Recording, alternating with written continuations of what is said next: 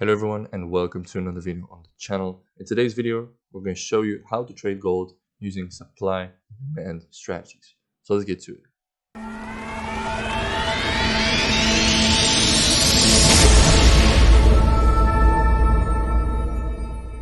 Alright, so in today's video, like we said, we're going to cover gold. I'm going to show you our exact strategies and how basically we would trade this pair. I'm going to cover top-down analysis, if you'd like to call it, all the way down from the monthly to the 15 minutes. So basically we're going to cover swing trading, directional bias, scalping, intraday trading, all that stuff. All right. So obviously, if you already know how we operate, we always start in the monthly time frame to basically decide what directional bias we have on a certain pair.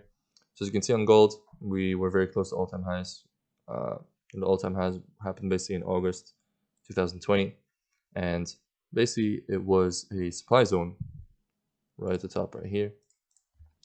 So we were expecting some sort of reaction. As you can see, it's reacting pretty nicely. It's already making break of structures to the downside. It's looking like gold could actually go lower within the next couple of months. So, we were expecting some sort of reaction. So we would drop down to the weekly. We would adjust our zone basically to the weekly candle basically that created the supply zone. And what we would do is we would trade that zone. So we'll make sure that zone is also on the hourly. There we go. So we would drop down then to the 4-hour time frame, and we would study price action basically. As you can see, price came in the zone for the first time over here, was ranging a bit, and all of a sudden made a very aggressive move to the upside, probably just grabbing liquidity above all these ranging price action, above all these highs. And what did it do? It made a nice bearish pin bar, one right here, another one right here, as you can see. So those are all entry opportunities basically, where you can just literally enter, for example, here, which would be a beautiful entry where your stop loss just a little bit above the wick, so more or less over there. That would be a very, very nice entry, and that would have been a very nice swing trade. And those are trades that you can basically hold for a long time, since we're in a monthly / weekly zone. So basically you could target the next weekly low, which could be this one, for example. Over here would have been a very good target, which is the 1790. So that would be a very good target. 1790, which would be somewhere over here. So that would have been a very, very nice swing trade. As you can see, that played out beautifully. And before continuing with the video, make sure to check out our links in the description, where you can see various of our education products, from trading books, our lifetime membership with all our courses, and our Discord, and also if you want to work one-on-one with us. And either of those links will bring you to this product page where you can see all of our education products in depth. So make sure to check that out. So let's continue with the video. Now, obviously, there are some other ways of trading that as well. You can look at supply zones that are being created and just trade those supply zones basically if you want a tighter entry.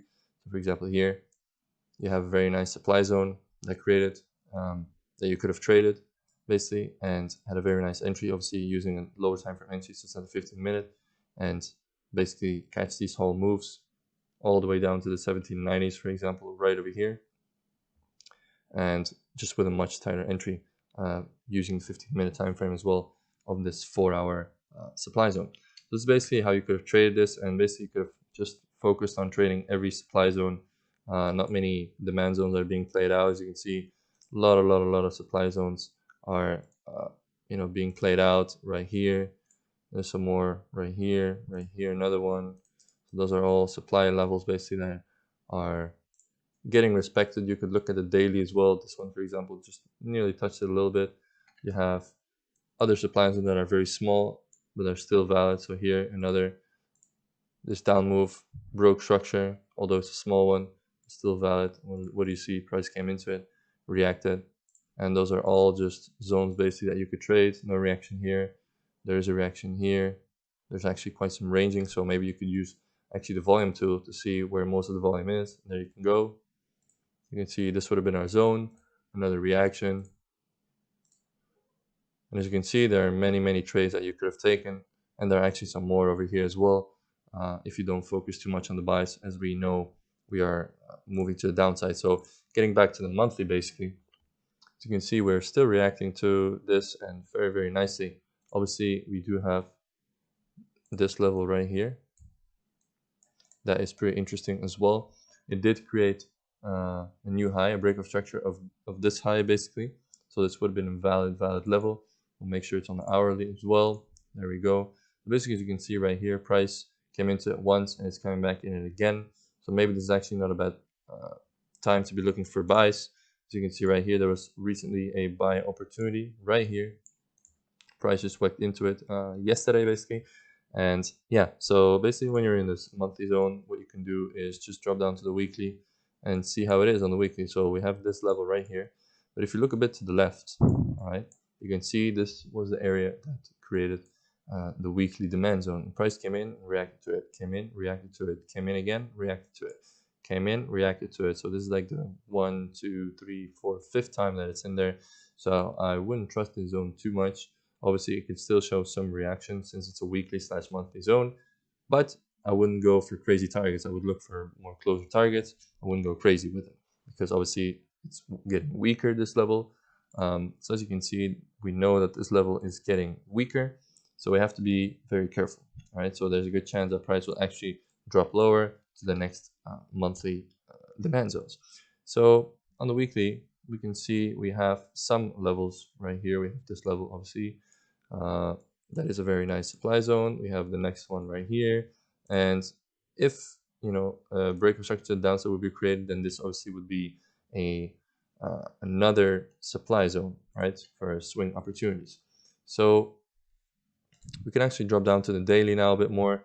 As you can see, obviously we're in this daily level, which is basically a weekly level as well, and we know that this is like the 5th touch already of this level. As you can see, this is kind of looking like support stuff, so we have to be very careful. There's a good chance that this will actually just completely break and go lower. So looking at this daily supply zone basically, which we can then drop down on the 4-hour and just refine it a bit, you can see that we have a nice supply zone up here basically, and we can wait for that zone. We know that's a very strong one. We know it's a daily zone. Obviously, there are other zones that we can focus on, but these are just a little bit less strong. This, although, is a very nice zone created by a very nice bearish pin bar. This one, not so much, so there's a very good chance that this actually will get wiped and just will go higher. So my next zone that I'll focus on would be this one, and then I will try to look for some more shorts, basically. So this is basically what I'm looking at for gold. This is looking very interesting. These are the intraday trades.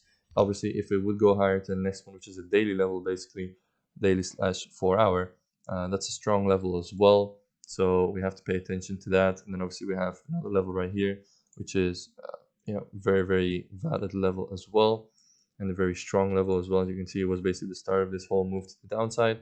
And obviously if we look at the weekly, then the weekly, obviously we have this zone right here, but that's still pretty far away, so I wouldn't worry about that too much. I would more worry about this sell zone right here, this sell zone right here, which can come very close and come next week.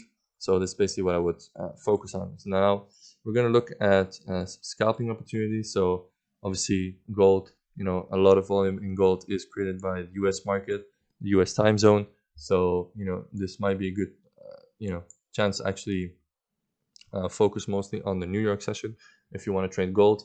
And as you can see, we have quite some potential trades that are going on during New York session. So we had a very small move to the upside, basically, as you can see right here, which created a new high break of structure. Price came back during New York and basically created a bullish pin bar right here. So if you would have entered that, you would have had a nice scalp to the upside, and basically you could have sold here with the two bearish pin bars that were created. So you had 2 nice scalps here in one session, basically. And yeah, that's pretty much how I would look at. And gold, basically, as you can see right here, there was another entry opportunity, but price literally died. As you can see during New York, it's just a lot of volume, basically, and movement. So right here again, you have New York opening very bullish right to this volume area, create some bearish pin bars. You can enter right here.